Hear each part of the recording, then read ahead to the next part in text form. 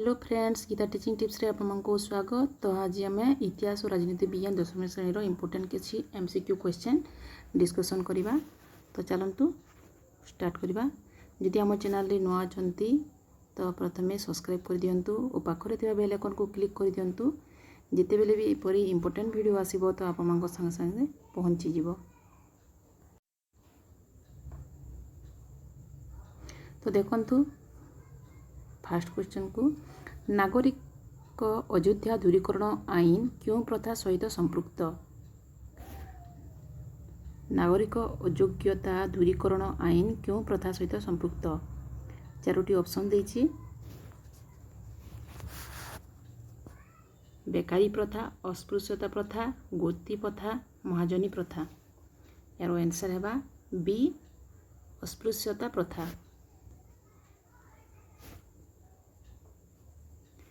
राष्ट्रीय स्वास्थ्य बीमा योजना हिताधिकारी को सर्वाधिक केते परिमाण अर्थराशि चिकित्सा भरणा करा जाए?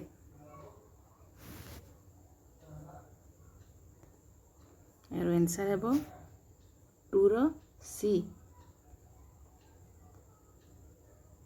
30,000 टंका।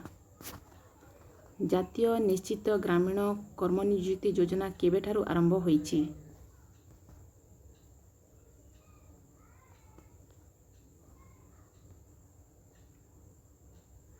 आंसर है 2005।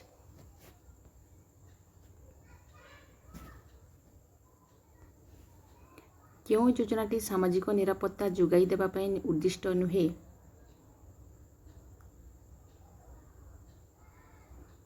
बिजु ग्राम ज्योति योजना, जातीय परिवार सहित योजना, मधुबाबू पेंशन योजना कि महात्मा गांधी जातीय ग्रामीण निश्चित कर्म नियुक्ति योजना? आंसर है ए, बिजु ग्राम ज्योति योजना। आंचलिक आयुर्विज्ञान गवेषणा केन्द्र केउठारे अवस्थित? आंसर है भुवनेश्वर। क्यों मसीहा सुधा समस्त को माध्यमिक शिक्षा उपलब्ध कराइबार राष्ट्रीय माध्यमिक शिक्षा अभियान उद्देश्य?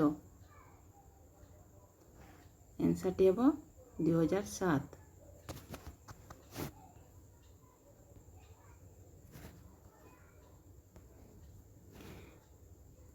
केबे ठारू सरकारी विद्यालय को मध्याह्न भोजन व्यवस्था प्रचलन होइतिला? मध्याह्न भोजन बेले स्कूल जो छात्र छात्री माने मध्याह्न भोजन खाउछंती ताहा एबे क्वेश्चन टी अछि।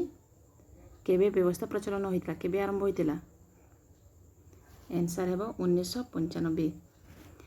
केबे गोती प्रथा संपूर्ण भावे उच्छेद होला? आंसर टी है 1976। केउठारे फल चाष पई केंद्र प्रतिष्ठित होई नथिला? संबलपुर। माछकुंड योजना क्यों राज्य रे सहयोगर कार्यकारी होइथिला?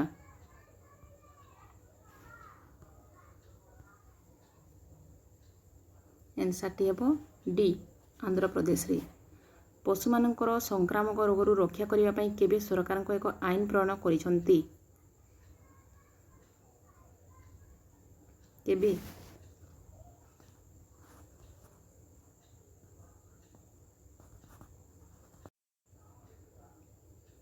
यार आंसर है 1949। निम्नलिखित केउठारे मत्स्यजीवी मानकु सरकार उत्साहित करि नाहांती? आंसर है चांदवाली।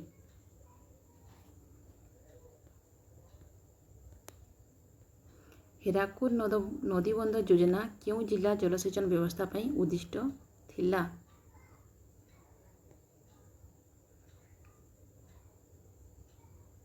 आंसर टी है बलांगीर।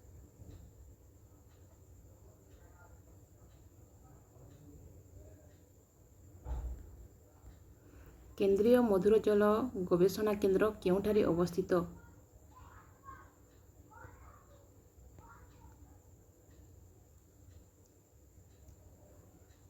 सी है यार आंसर कौशल्या गंग।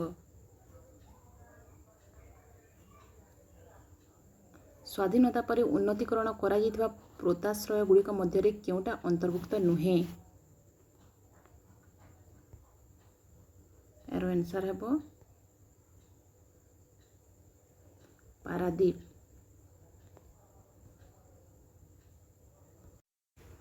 1971 ମସିହାରେ କେଉଁଠାରେ ଏକ ସାର କାରଖାନା ପ୍ରତିଷ୍ଠିତ ହୋଇଥିଲା? 1971ରେ କେଉଁ ସାରଖାନା ଏକ ପ୍ରତିଷ୍ଠିତ ହୋଇଥିଲା?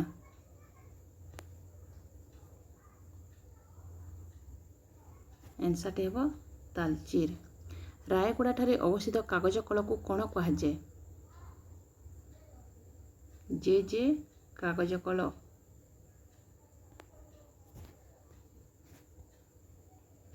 କେତେ ନମ୍ବର ଜାତୀୟ ରାଜପଥ ସମ୍ବଲପୁରଠାରେ ଚୌଦାର ନିକଟସ୍ଥ ମଙ୍ଗୁଳି ଛକରେ 5 ନମ୍ବର ଜାତୀୟ ରାଜପଥ ମିଶିଛି?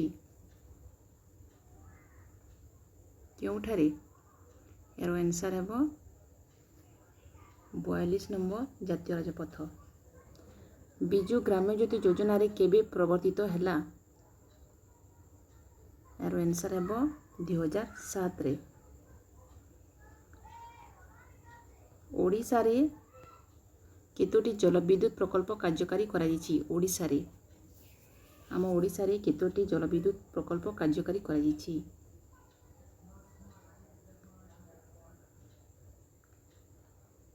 ଆନ୍ସର୍ ହେବ 6ଟି।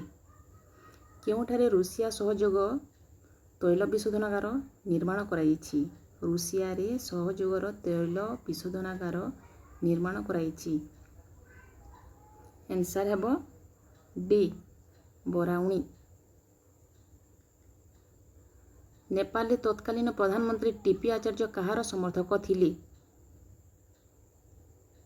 ଆନ୍ସର୍ ହେବ ବି ଚୀନ।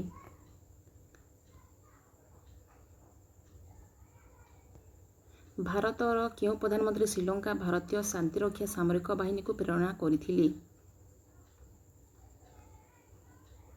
ଆନ୍ସର୍ ହେବ ସି ରାଜୀବ ଗାନ୍ଧୀ। କେବେ ନେପାଳ ରାଜା ଜ୍ଞାନେନ୍ଦ୍ର ଗାଦିରେ ବସିବା ପରେ ନେପାଳର ନିର୍ବାଚିତ ସଂସଦ ଭାଙ୍ଗି ଦେଇଥିଲା? କେବେ? 2005ରେ।